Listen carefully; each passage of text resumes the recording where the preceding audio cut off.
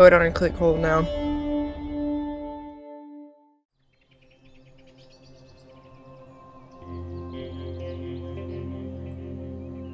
Broadmoor, the world's most notorious high-secure psychiatric hospital, home to some of the country's most infamous offenders. A high-security psychiatric hospital? For the first time, and after years of negotiation, Broadmoor has allowed our cameras in to meet its patients and show what really goes on behind these walls.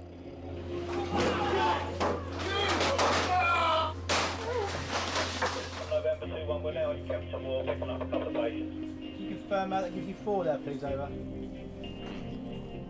I shudder at a lot What? of things I've done in life and the bad mistakes and opportunities that I've missed. For a second, I just remember bang, hearing bang, and my finger pulling the trigger. It's the worst experience I've ever had. Broadmoor's actually been my lifeline because obviously, you know, when I was in prison I was given 6 months to live and I'm here 13 years later.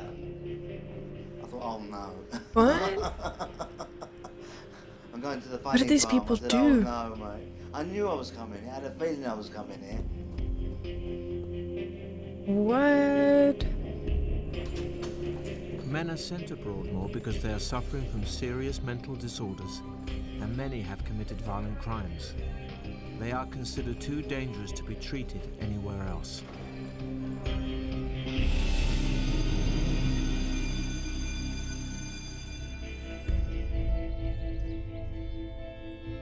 Many think that Broadmoor is simply the dumping ground for society's most notorious criminals, a final destination with no hope of return. What? Shall we move on? He's here because of the attempted murder of his mother, not terribly bright. A weekly ward meeting gives a summary of the kind of men who are kept here. The last thing he did was he took his MP3 player and took the wire from it and a metal ring from it and tied it around his genitalia. And he did that in the middle of the night, and it's only when he was in real pain that he managed to tell a member of staff. And it's not very clear why he did it. Chilled? Good man.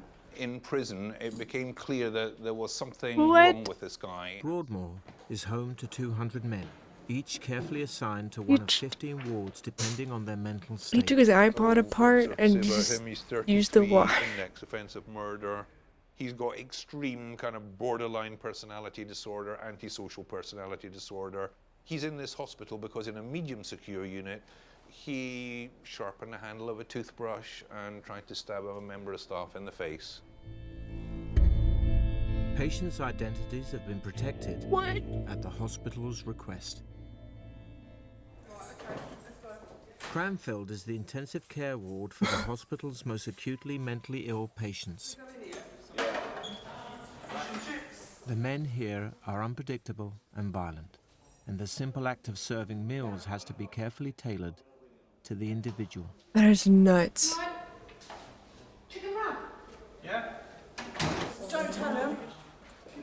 That is nuts. Chicken schnitzel. Thank you. I didn't throw it. What? I didn't throw it. 3 days on the trot. Thank you. One of the biggest misconceptions, I think, is that those that have severe mental illnesses or those that end up in a place like Broadmoor are Broadmoor destined psych to ward. be unwell forever or to be risky forever, and that simply isn't true. The mental disorders that we treat are very amenable to treatment. You have to feed them like fucking It's hard animals. to What do you believe that mean, men, treatment? locked up like caged tigers and only ever allowed out one by one, can ever progress. What kind of treatment are they getting? Is a staging They have to post for feed their them like recovery. fucking zoo animals. I've never heard of this. I've never heard of Broadmoor. Breakfast, mate. Breakfast time on Epsom, a high dependency ward. This is some The risk Shutter level Island is shit. a little lower. That's hot, that is, mate. Have you brought your meds yet? Oh, well, they'll be coming in a minute. All right, mate? Patients here are allowed out to associate with each other, with plenty of staff in attendance. You can get out, man. You coming out? Is it coming out? Yeah, you can come out. Come on. Come out here. Yeah. Tell me what you want to say. Pull your trousers up, yeah. You need to wear trousers like Simon Cowell, up to the waist, belted. Up to the way. Clean your room. Leanne McGee is the hospital's director. Whenever she can, she comes back to the floor. I love being on the wards. I love seeing the patients. I'm a nurse. You never lose the... This is where you want to be, really. No, Just butter. not where I want to be. And your day goes much quicker. It's better spending it with people that you're being paid to look after than sitting at a desk. You know, which sometimes seems somewhat meaningless, but there we are. Right, I hope that's okay, Trevor. Yeah, fine. We're coming in with your breakfast, mate. I think there's a difference between being mentally ill and not being mentally ill, and I think if you're mentally ill and you've done something that perhaps you are not in full control of at the time, you certainly, society owes you a break, and I think everybody deserves to have a bit of hope. If you have no hope, you're just going to give up. Okay, enjoy. Yeah, mate, have a coffee. Live like Italiano. Can I be rude and ask how old you are? I'm 40 years old. 40. Yeah. Altogether, I've done 20 years. 15 years here and 5 years in prison. Long time, innit? I was a child soldier. It's called Somaliland. Were you? Yeah, when I was young. What? I had my first AK at the age of 9 years old. He had his first AK at the age of 9. No, yeah, they're treating them like that for their own, like, the staff safety and the patient safety. But that is still nuts. It's a gun. You've never seen AK-47? You've never seen AK-47? He's well on the way. Can you imagine a fucking 9-year-old with an AK-47? He's doing really well.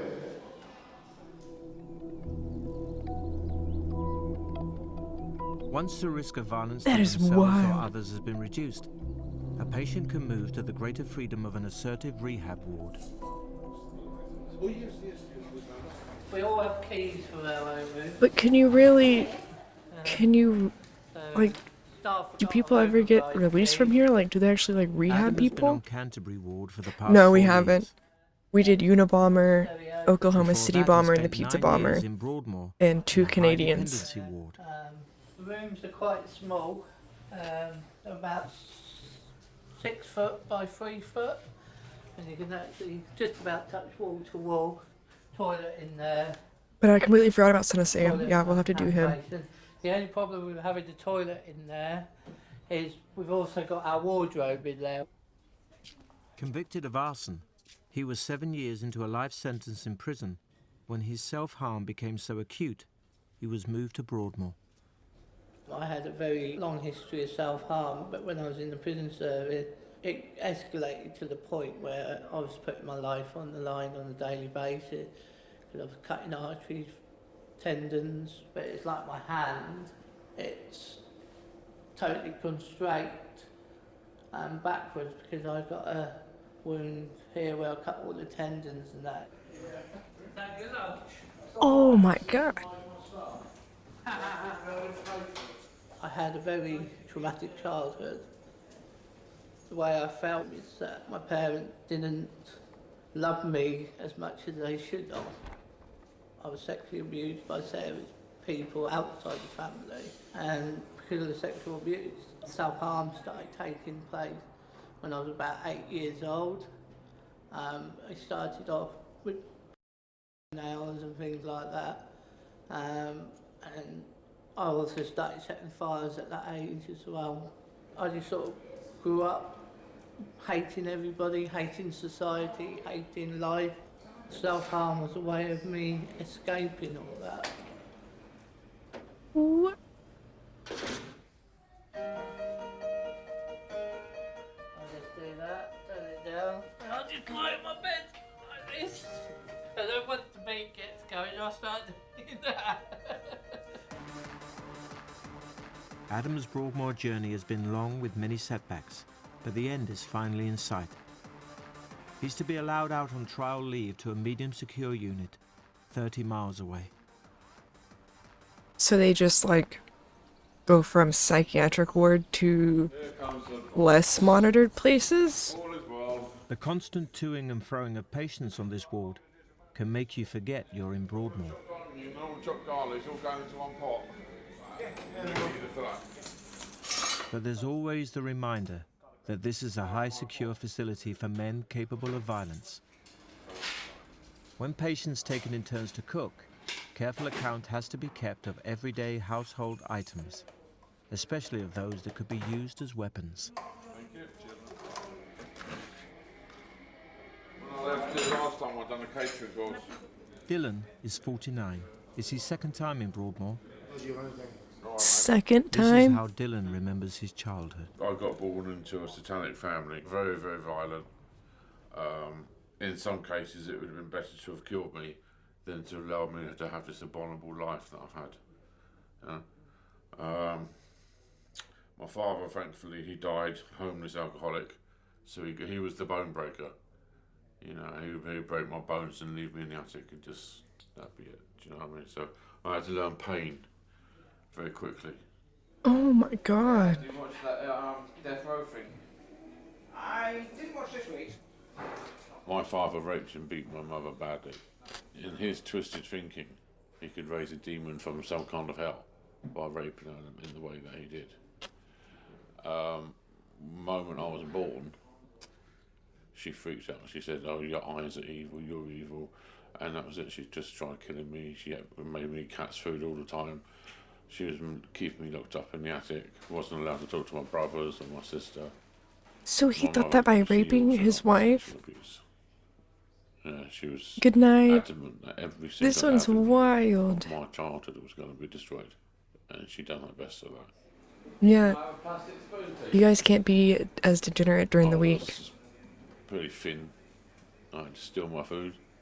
It was fire that got me away from the home eventually. By the time I reached 5 and 6, I'd learnt the red match strike on the wall like my mother did to light the gas oven. So I took a handful of them to school. For the first time I was allowed to go to kindergarten, and I could smell the box of food, you know, and the sandwiches and all that, you know. So I scoffed my face really big time and then set fire to it. No, they should go for a sieve, man. No, we got a sieve. No, Dylan was in care from the age of 7 to 18. As an adult, he became a homeless alcoholic. I became an arsonist. I was a violent offender. Lots of drug abuse and alcohol. Yeah, unfortunately, I'd done some kidnapping. A really nice couple of people, you know, never done any harm to me. Very, very drunk, a bottle of vodka. Threatened the police outside. I had the guns on me if I didn't put the knife down. I basically wanted them to kill me. You know, I wanted them to kill that wild, out of control alcoholic inside me. And I was inviting them to do that. And they, you know, they were very, very bloody close. And I just put the knife down. These people are next level. Smells nice. Beautiful. I may say so myself. Anyone think I cooked it? Everyone else is like. Dylan's psychiatrist is currently assessing whether he's sufficiently recovered for release from Broadmoor. Can I just say we all wish a very happy birthday? I mean, he sounds like he knows how and why he was fucked up. I feel like he sounds like he understands and has a solid grasp, Moving but on from Broadmoor is a slow process. Birthdays come and I go don't know. with no set date for release. That's fucking nuts.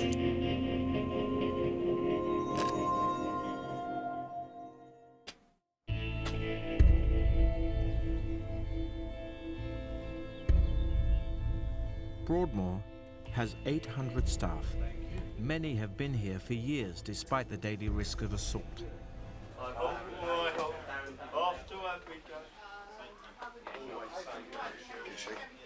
It may be a hospital, but staff here have to have specialized training and equipment to deal with anything. From Yeah. enforcing medication to managing full-scale riots.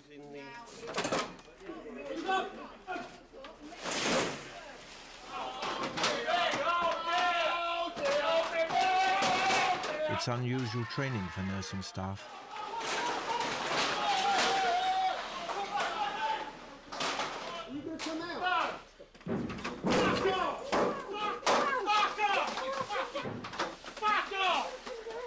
This team is deployed around 30 times a year, administering medication and disarming patients with weapons.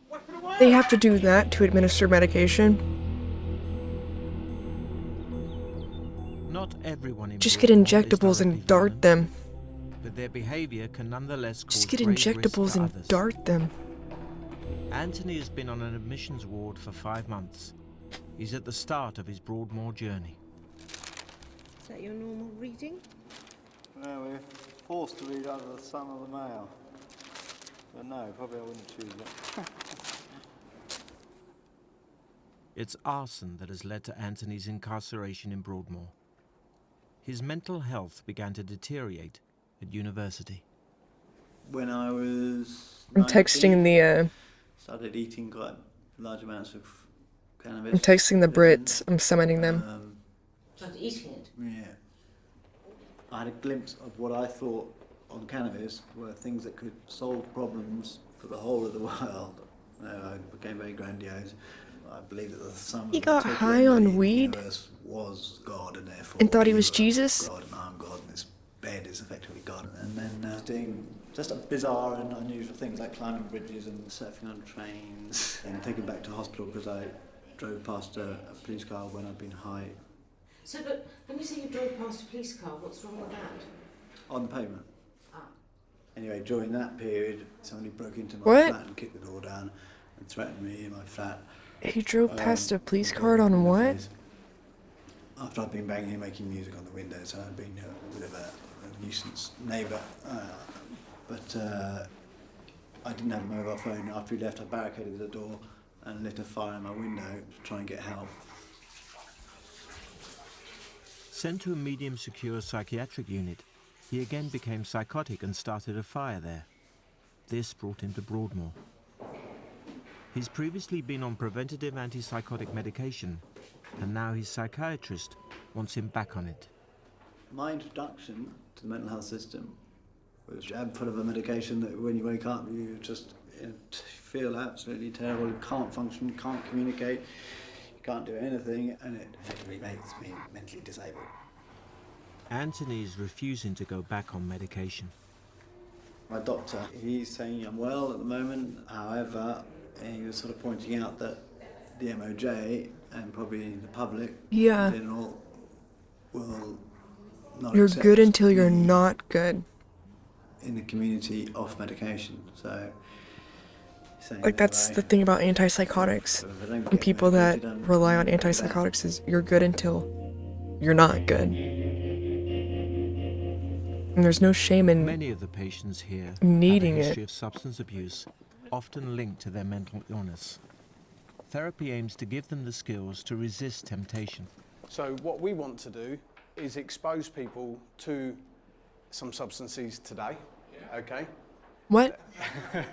Is it the real stuff though? Some of it is real, some of it isn't. So the whole 31-year-old Michael is suffering from paranoid schizophrenia. He hears They're just voices. giving them drugs? When I first started hearing this stuff, now I was about 24, it was amazing, I couldn't believe it.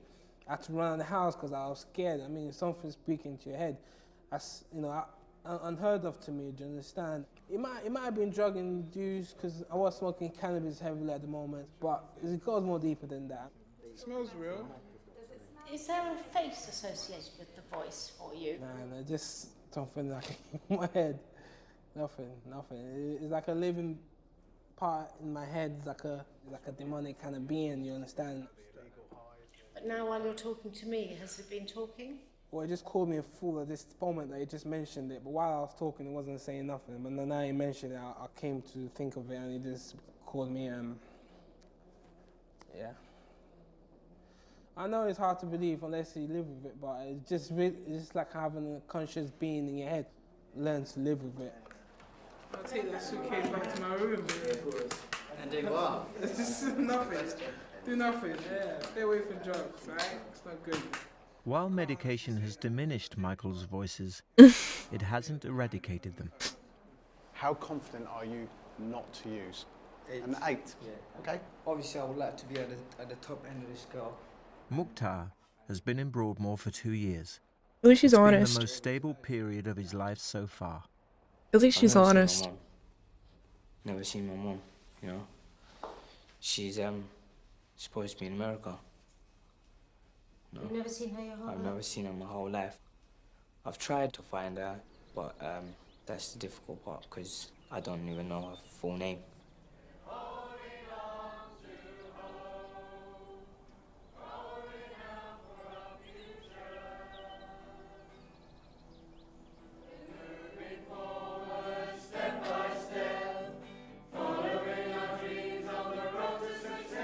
Mukhtar ran away from foster care when he was 16 and became involved in street gangs and started selling drugs.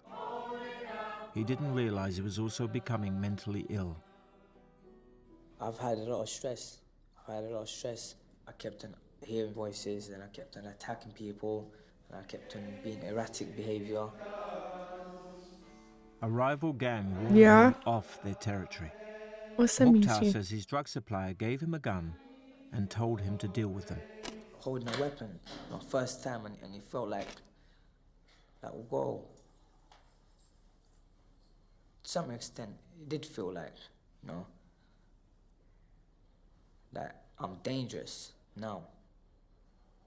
But on the other hand, it felt like I'm vulnerable as well, you know? Armed with the gun, Mukhtar returned to the estate. And my intentions were gonna fire a gun in the air. I would certainly run off. But these people didn't run off.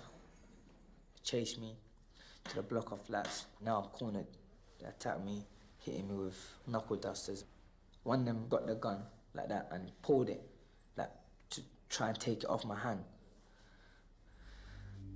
What are I was knuckle scared. dusters? I was thinking I'm gonna get killed there. So as he grabbed the gun and he pulled it away from me, I just remember bang, hearing bang, and my finger pulling the trigger. And it's the worst experience I've ever had. How old were you? I was just turned 18, January. Just turned 18. Found guilty of manslaughter, Mukhtar was sent to Broadmoor under a hospital order. I didn't know the place. I didn't know nothing about it. I was Oh. told about medication and everything that I'm gonna take. I said, I don't need medication. After my first dose, I understood that my voice started to reduce in intensity. And that's when I realized that, look, something is happening now. No? It was different. Mukhtar is focusing on his recovery and hopes to go to university someday. Listen, it was a long time ago and I can't even remember how I came to the streets. But I remember the older shouting out when I switched on the other kids. He's ruthless, he's devilish, he's a born killer. If I knew what I know now, I wouldn't be ruthless, I wouldn't be a sinner. Forget that, I'll be a born winner. He's just I got freestyling it locked out. up at a young age. It was due to a mistake that I made, but all is not lost, cause I'm here now. I'm gonna rise above the clouds. What is my dream? A dream of reality. So why you mad at me? I'm just trying to be reunited with my family. Aww.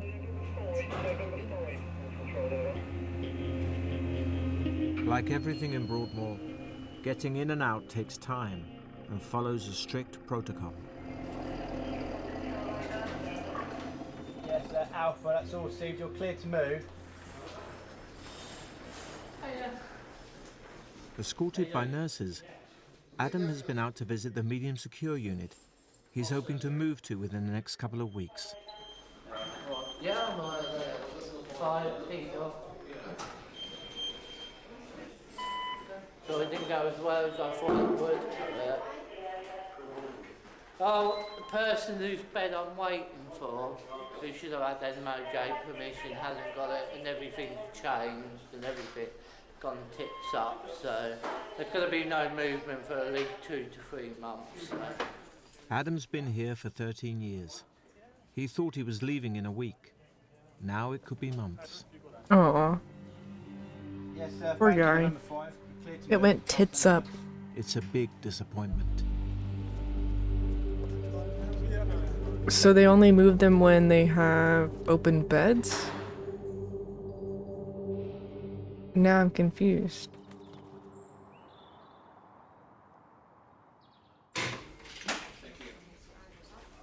Hello, stranger. How are you? You back tonight? Yeah. I was told you weren't back until the 12th. Really? Who's he? Yeah, it wasn't a very good day. More I did, the more depressed I got. And in the end, I came in here, and then I just ended up screaming, shouting, crying. I started throwing things at my daughter way to say, look, get in here now, because I'm just about to do something. But I'm still screaming and shouting, quite hysterical. Normally when I throw things, I get up, pick the bits up and do something with them. You know, and I didn't this time, so that's another thing that shows how far I come. Oh, you mean you use the bits to hurt Yeah. yourself? Not a normal thing to do, 40-year-old throw things about, but I had to do what I needed to do to get my head out of that situation. He's learning, Show though. that I was in pain and angry and stuff like that. Wasn't.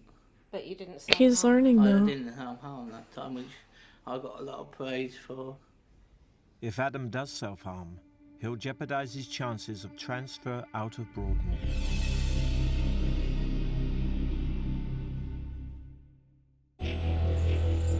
Like, that's the thing, too, is these people in their mental state are like children. So you kind of have to treat them like children. Staff rely on knowing their patients well enough to be aware of what's going on in their heads. They call it relational security. This patient believes the hospital is trying to poison him. Hi. I was going to ask you the same question. I'm very well. Just to kick off, there are several staff that I can smell a bad odor coming from when they hand me something. So can they use gloves, basically? That's what I'm saying. Depending what it is. Well, anything. No. If it's food stuff, so that's fine. But no, they're not going to be wearing gloves. You got that Scrooge? What else is on your list? Towel. They give my flannels a musky smell. I don't know what to say to that. They think they're trying, the hospital's trying to poison him through his towels? To be honest with you, I've had enough of this place. Like you've had enough. Okay, so maybe we'll come Every back single to... day doing the same thing, seeing the same people day in, day out. It's just madness. The thing is, that whilst we're here, all they ever talk about is RSU, RSU, RSU. Every single second, every single minute, every single hour, day, year out. The way out of Broadmoor is usually along a winding road that eventually leads to a regional secure unit, or RSU. They're found in towns up and down the country. And once you do get to an RSU, all they'll talk about is, listen, you can't know where you are, you're going straight to Broadmoor. So then they're threatening with Broadmoor. Then you come back to Broadmoor, if you can't behave yourself, you're doing well, you're going to go RSU soon. Simon has been moving between high and medium dependency wards within Broadmoor for some years. Well, are we saying something about the difficulty of being here? I just abscond. I'm going to abscond if they piss me off on RSU. Because last time they really He said, I've been abscond. I made weapons as well. I went in the office, yeah, I closed the door behind me, I blocked it with filing cabinets, the door, and I just trashed the office. And I enjoyed what I did, I enjoyed it. That's one of the reasons why I'm here, by the way. How are you? I don't know what to say. Doing all right.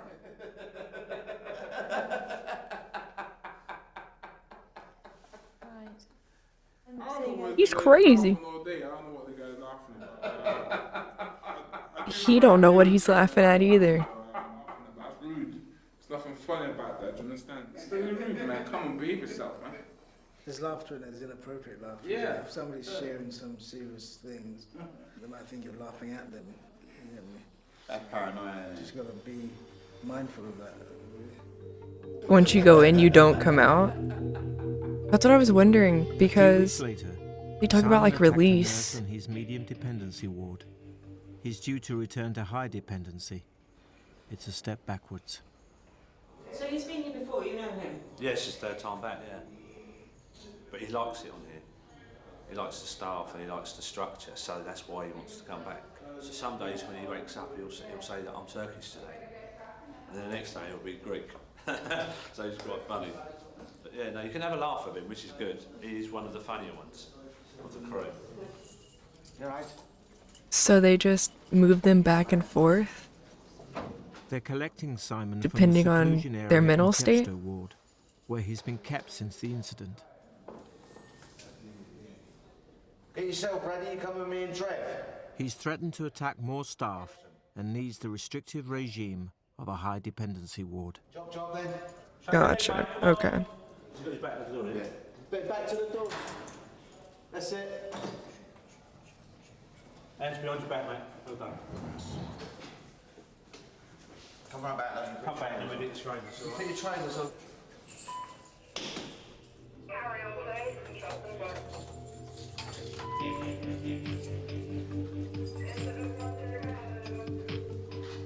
It's a walk through 10 locked doors to move him to another ward in the same building.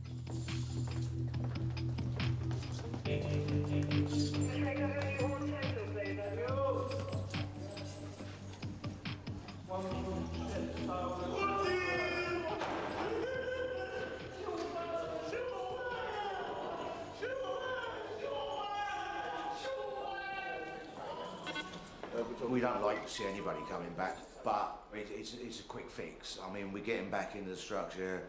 Oh, okay, okay. medication, get him So they, stabilised yeah, again, okay. then So it's like retirement home type stuff, like you're not just wandering around. Chepstow, and that'll be his pathway route out of Broadmoor. Yeah, this place is huge.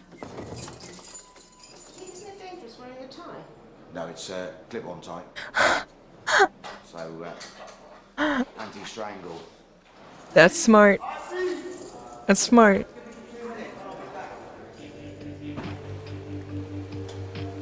Not allowed later.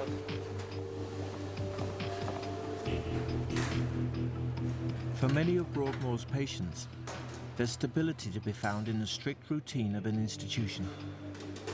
They get knives? It may also be the first time they've been looked after, had regular meals, and consistent interaction with others.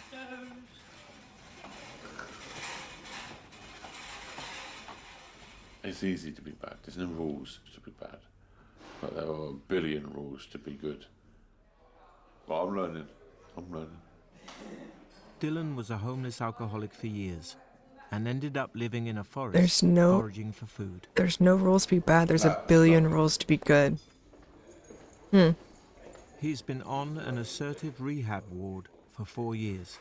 He's hoping his psychiatrist will let him move Yeah. No, yeah. I do believe that you continue to need treatment in hospital. Yeah. Okay, in that respect, my view is that you still have a mental disorder, personality disorder. Yeah. The thing is that the team, Yeah. we do not believe that you need to continue this treatment in high security. I'm still cautious. I still believe that you need treatment in conditions of security. Yeah. Anything else then? No, I'm really just keeping it. I'm getting old now, you know. I haven't got time for all this sort of What do you mean by old? getting old. Anybody who's younger than me. Yeah.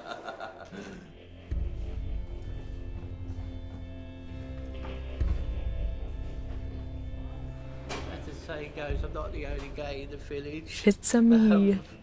I know who I am. I know what I've done in the past, you know. Yeah, no, like all these people's 40-year-old stories gay are man wild. Living in a psychiatric hospital. People can't accept that for what I am, and that's their problem, that's not mine. You know, I just try and make lemonade out of lemon. Best situation out of a bad situation. But he has Xbox. Adam's still waiting for a date for his transfer to a medium secure unit. He has Xbox. The time is 25 minutes past 2. 25 past 4. 2. 22 past 4. What's the time? 25 minutes Really? past 2. 25 past 4. 2.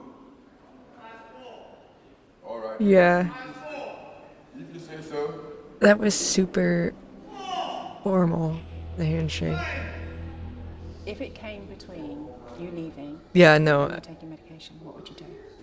I wasn't like assuming this place. What, me personally? Or just as a team? Downstairs and still stuck on the admissions ward, These people Anthony continues to question his are need for arsonists medication. We want to and make have sure that the person killed people. giving medication to needs it. You're right, I'm just doing the checks, okay? Another big question. At the moment, I've got capacity to make decisions, Yeah. apparently, according to the doctor. Do you think that mental health patients should be able to, while they're well, choose treatment? I think one of the biggest cruelties of mental health conditions like psychosis is that often the first thing that will disappear is that understanding that your own behaviour and your own thoughts are actually being impacted upon by your mental health. Would you say that a risk to the public? And without that insight, it is very, very difficult to persuade anyone that they need treatment. So if you can imagine yourself in a situation where somebody is telling you that you're unwell, although you don't think so, and then they're trying to persuade you to have a medication that might make you sedated or it might make you put on weight, that's not an easy conversation to have with somebody. Yeah, that's true. Force injections on people just because we haven't got anything else to do that day. Sure. There's I'm not lots saying of it's other, correct. no, but there's lots of other things that we look in, just like you do. But you agree that medication is forced on some patients just Yeah. as prophylactic, just to stop them? Because they'll kill themselves if it's not. But it's, I'm not agreeing would you to say any that of that doesn't happen? I am saying there are times when we have to give people medication because they become a risk to themselves or Yeah, others. so what's Yeah. So And say because their someone's mental health is deteriorating. You have to But I'm pop them with discussing Halidol Okay, to so get them say- to chill the fuck out. to Say- and make say sure I'm everyone well. else is okay.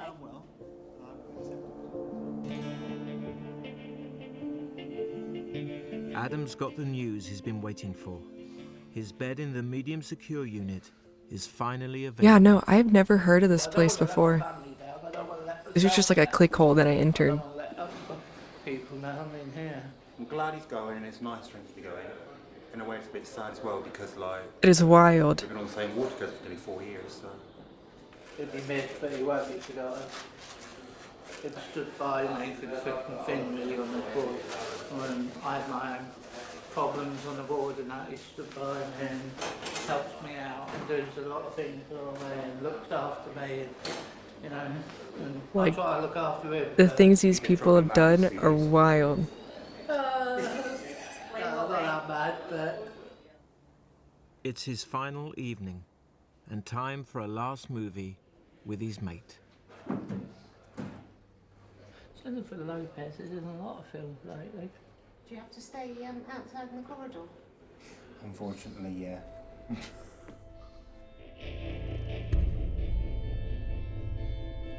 I will miss this place. It's been my home for nearly Really? 40 years. I know people don't like us calling it home, but it is home. So it's like Azkaban. So I close my door.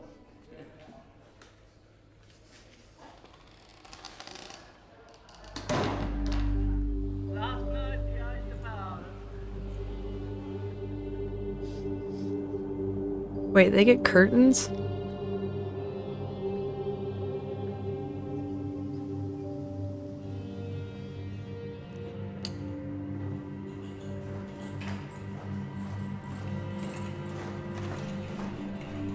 They get curtains?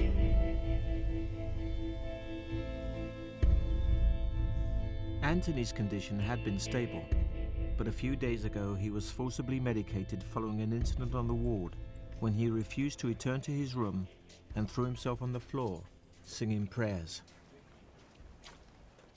Best thing is if we start off with your perspective on things. His brother and his solicitor are attending a meeting to discuss his care. And yes, I was singing, and I was argumentative, ended up in the seclusion room, then stripped forcefully, and then medicated. I slept for 2 nights, and all those symptoms have gone. I think that's worth noting. Okay, so you recognise you were psychotic for a period of time? Yes. Yeah. The conclusion that we have arrived at is that it would be appropriate for you to have prophylactic antipsychotics. Is it best practice according to I would agree that too. within this decision-making? Prevent having the I think breakdowns. Your views about medication are very well known to the team. Why do you believe that I am so anti-psychotic medication? Well, I know that you experience it to be uncomfortable, but uncomfortable. Because no one wants to feel like they're crazy. It's the debilitating effect of not being able to communicate, to be able to have internal anguish and frustrations, and no longer be able to converse with the people that you love, and you lose all your friendships. You become isolated. And then you've got the physical side effects. You don't want to look good. Your hair goes flat and greasy. Your skin gets very poor. You put on weight. You get starry eyes. Everybody knows you're on medication. And to sum it up as discomfort, I think is a little bit maybe not. I know that you are distressed by the sort of medication. So you would rather just freak the fuck out all the time? The trouble is we have a bit of a knack. You just live an hour and a half away from it? On that we lose time. Did people like ever escape?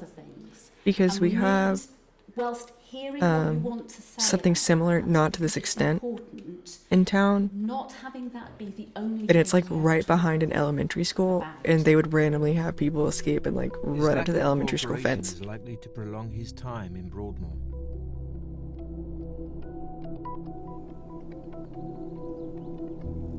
After a second, And it was always like a big deal. Anthony started taking medication. He's been allowed to move to an assertive rehab ward. Ready? Yeah. So, man, Can you do another one for me, please? Following his psychiatrist's recommendation that he be kept in less secure conditions, Dylan is going to a mental health tribunal to see if they will agree. I have totally outgrown being in Broadmoor. Okay, I've done my medication, I mean, I've done my groups, I've done everything. He sounds like a normal person. You know, give me a little bit of hope. Considering he talks about I don't have family outside or nothing. how his mom was raped in order to produce him because his dad thought that he was summoning the devil. Yeah, if someone did escape, I doubt that it would be very public. Unusually, the tribunal is Because that over would be quickly, like a... and with everyone in agreement. Well, I don't go in there expecting anything, but I've been allowed to be conditionally discharged to an MSU, and I'm leaving 10 times better person than I ever have been. And that, my friend, is something all those people that done bad things to me in their past will never see. So I've broken the chain. Aww. Broadmoor served its purpose. I don't need you no more, Broadmoor.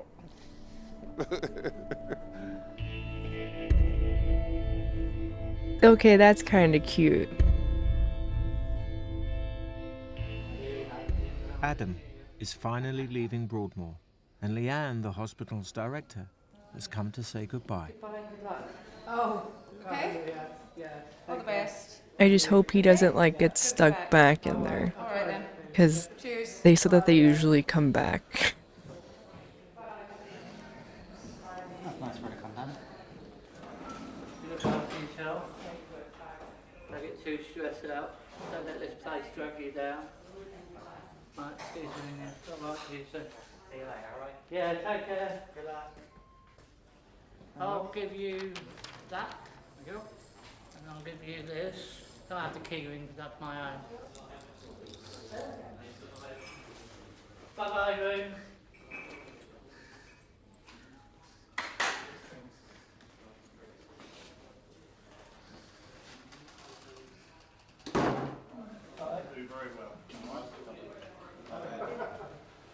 I think on behalf of the team, we're really proud of you. Well, I didn't get an emotional now, but we are really proud of you. Aww. Yeah. That's the sad part, is like I hope that they do good. But the thing is people sort of think, oh, I'm doing good, I don't need my medicine anymore. and they stop taking their medicine, and they end up right in the back in the same place. Like, that's the problem. Bye. Like, I would never try to take myself off of my medication, because I know that I would lose my Adam goddamn is now on mind. trial leave from the hospital. In the event of an incident, he could be recalled at any time. Holy shit, that's huge. This has been the first, and quite possibly the last chance to see inside Broadmoor Hospital in its current form. The lives of today's patients will continue nearby, where a new hospital is under construction. These old Victorian buildings have witnessed the troubled lives of so many over Broadmoor's 150-year history. That is huge. Now, there's talk of turning them into a hotel. What? What? There's no way that they're turning it into a hotel. I want to know more about Broadmoor.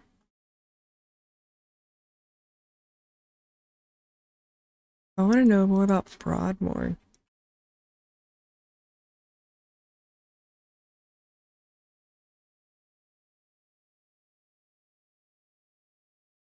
Are you serious? It was the inspiration for Arkham Asylum? Holy shit.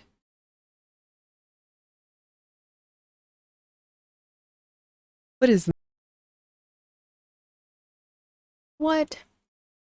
What is this? What is going on in England? Me what happened? What was it that you heard about Jimmy Savile? What I heard was a patient who had been in Broadmoor for 8 years told me that he had sexually What is assaulted going her, on? And that he had then gone on to much younger girls. She said he had a preference for the younger women, and that the unit where she was had very young women, 16 and even younger than that, I believe. And she had become incredibly angry and upset about it, and she had confronted Jimmy Savile and told him that she was going to report him high up because she believed it was, my impression at the time, I can't remember exact words, but my impression I was left with was that she'd felt that it was pointless to do anything but go to the top, because everybody was fully aware of what he was doing, and the fact that nothing was being done meant that she couldn't trust the staff who were around to do anything about it. And he had laughed in her face, is what I remember, that phrase very much, that she said he'd laughed in her face. What made you believe her? Because I could, you know, when people tell you about really traumatic things in their lives, particularly that kind of thing, sexual thing,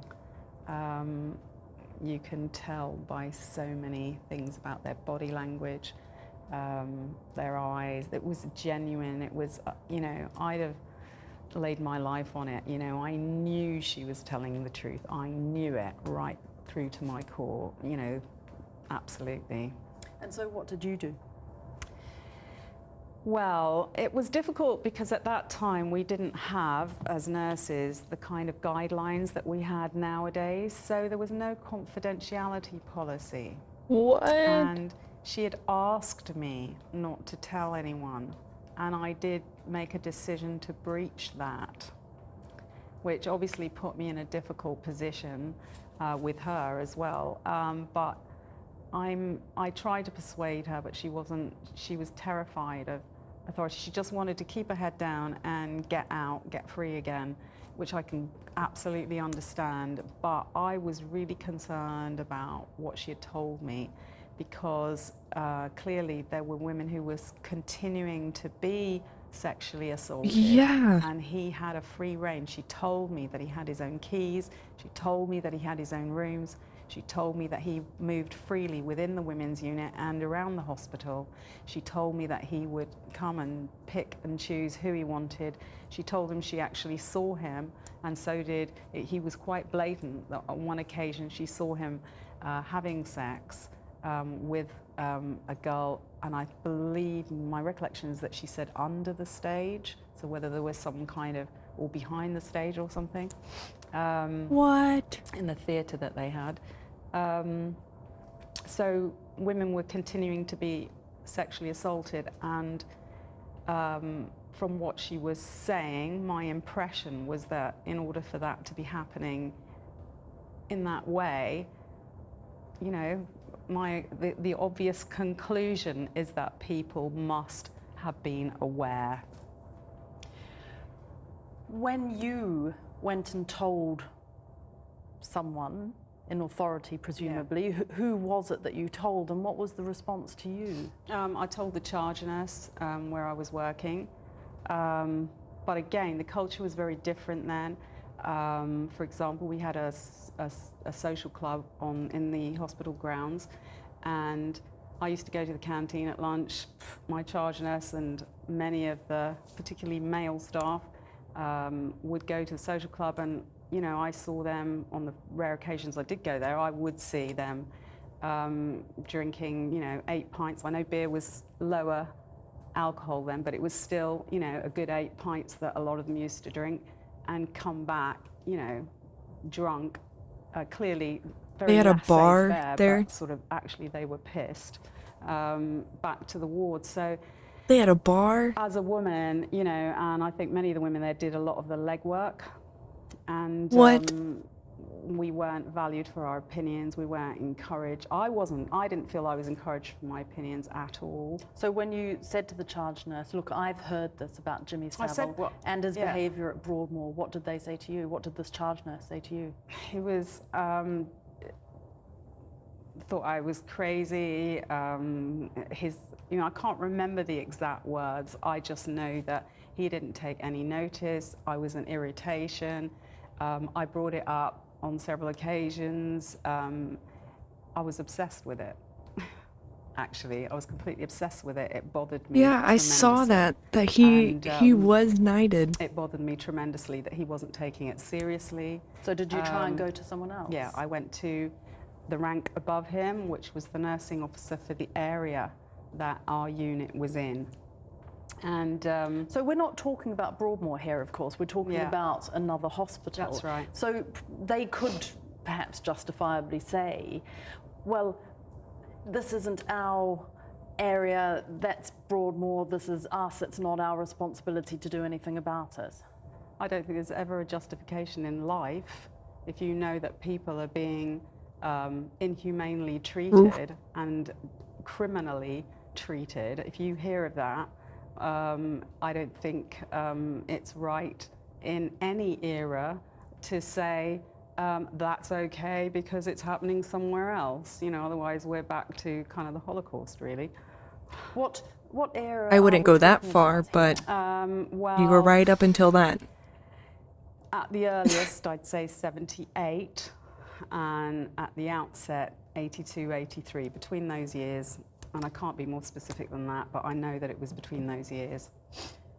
So as far as you know, despite your best attempts, nothing was done? I know nothing was done, and at times, I've mentioned before, you know, in the last few days that, and when I've been asked right at the very beginning, when I first disclosed what had happened a couple of years ago, that, you know, the police did come on several occasions. I know that a staff member has denied that, but I can tell you absolutely that the police did come on, you know, at least 2 or 3 occasions to the unit because the Broadmoor patients had been transferred there. I mean, obviously there were people who had committed very serious offences, and who had been incarcerated for many, many years in Broadmoor under special sections from the courts, who were then transferred to our hospital. So, you know, that required, you know, a court intervention and new legal powers under the old Mental Health Act. Can't remember the exact section, but it was a section 60 something. And, you know, the police did come to the unit and they would sit in the office, you know, with being pally with the staff, the male staff, and then I did actually go in once, and I just, you know, more What? than once actually, and I did speak If you about shook. it. So you told staff I'm that, and you shook. told the police, Oh yeah, and nothing happened. yeah. I mean, the police just reacted as though. Well, I mean, I just remember the clip in my head, the picture in my head is, you know, one of the police officers looking towards, you know, my managers, and as if to say, you know, control your woman. It's just... And it's felt to you all the way along that there was it was Control because it's a your male-dominated woman. area that the men weren't taking you seriously. It was because you didn't have the authority. I think at that time, what I realised was that if I had continued to bring it up, the only thing I would have achieved would have been getting disciplined, getting sacked, and I wouldn't have actually achieved anything for the patients because I knew that everything was weighted against me. In those days, things were weighted against you. I have worked for many years in psychiatry, in many different places, and I worked as a mental health advocate. And I think one of the crucial factors in this whole business that still exists and still needs to be addressed is that there has always been a problem with a them and us situation between staff and patients. Despite the fact that we know what the statistics are, it's still the case. I don't think many advocates or groups like Mind, patients' councils, patients' forums have been asked much about their commentary on what has happened with Jimmy Savile, and that to me speaks massively for what the crux of the problem really is. Just finally, today, when you see these reports, do you feel at all vindicated, or you don't want to have... Massive, massive, massive relief. I feel really happy, really pleased. I know it's a personal commentary, but I've been treated for cancer in the last year, and having that kind of diagnosis kind of strips away all the peripheral stuff, and I am so glad that whatever happens, that this is finally something that I've been able to say, this is what happened, and people are listening. It's wonderful, bloody wonderful. I just hope that the entire truth comes out. I think, you know, time will tell, and you know, my gut feeling and everything about this smacks of, you know, there's a hell of a lot of either covering up or total blindness. It's like the emperor with no clothes. How on earth could somebody do that kind of thing so blatantly? And patients knew about it. And the great thing for Jimmy Savile and anybody who was complicit is that the group who are the witnesses, who are the victims, have had their mouths shut because of the position that they held and that they probably hold. And even now, you know, if you were a Broadmoor patient, you're going to come forward and say publicly, oh, when I was a Broadmoor patient. I think it's I think it's almost impossible for people to come forward, and that is why I blew the whistle on Broadmoor a couple of years ago, because I realised Broadmoor patients were never going to come forward.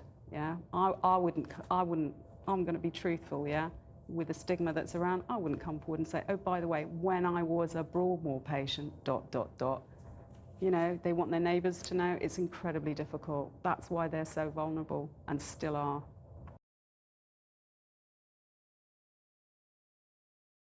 Holy shit. That shit's wild. Okay. Okay. I am going to end now so that I can wake up and we can do this 2 p.m. my time, so 2 p.m. Central Time. So like 11 hours from now. So that everyone on who's just now waking up, so that everybody who's just now waking up, they'll be off work and we'll be able to do Son of Sam. We'll do Son of Sam. My little brother told me another one to do. Oh, we're gonna do Son of Sam, Jonestown. So like Jim Jones. Yeah, we'll go more on Jimmy because I want to know how that shit started. What was the other one that we were gonna do? The Zodiac Killer. And we'll go probably down another click hole because I'm really enjoying these streams. They're really interesting and this shit's wild. Cause there's like the stigma that this stuff only happens in the US. But no, this just proves that there are some people that just fucking suck everywhere. Just like as a human race, some of us just fucking suck.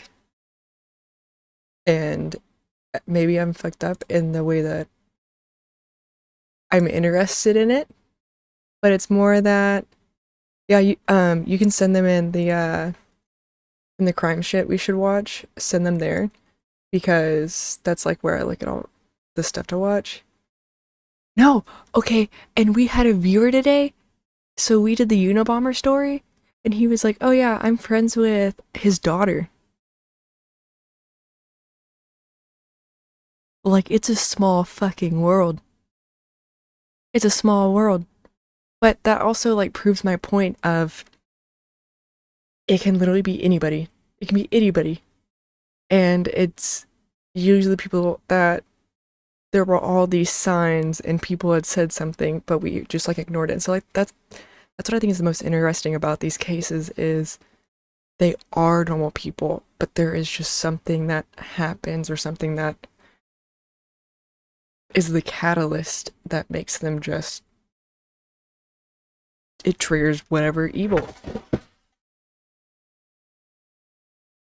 An echo just fell in my trash can. Speaking of evil, that was my cat. Okay, I'm gonna pick somebody to raid out. And then tomorrow, we will be continuing with our crime streak. We will start off with some more shitty sketch artists because that was hilarious. Like, I kind of want to be... No, I haven't. What is Pedo Village? Yeah, you're gonna have to link those because that's awesome. I mean, that's not awesome that it's a village of pedos, but like, it's awesome that you get it. You guys get it. You've been here and watching. You get it. Okay. I don't want to sound crazy. Okay. I don't know anyone who's on.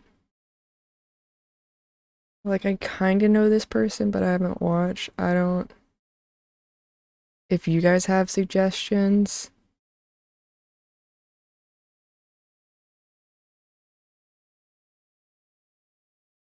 Or we can just end it. Are we just gonna break on 3? We'll just break on 3 tonight, because I don't see anybody. Okay? Okay. 1, 2, 3. And I can't just do that because I have to hit the fucking button. So that was awkward. Alright. See you guys in a few hours. Good night. Don't lose your minds sometime between now and when I wake up. Don't become one of the people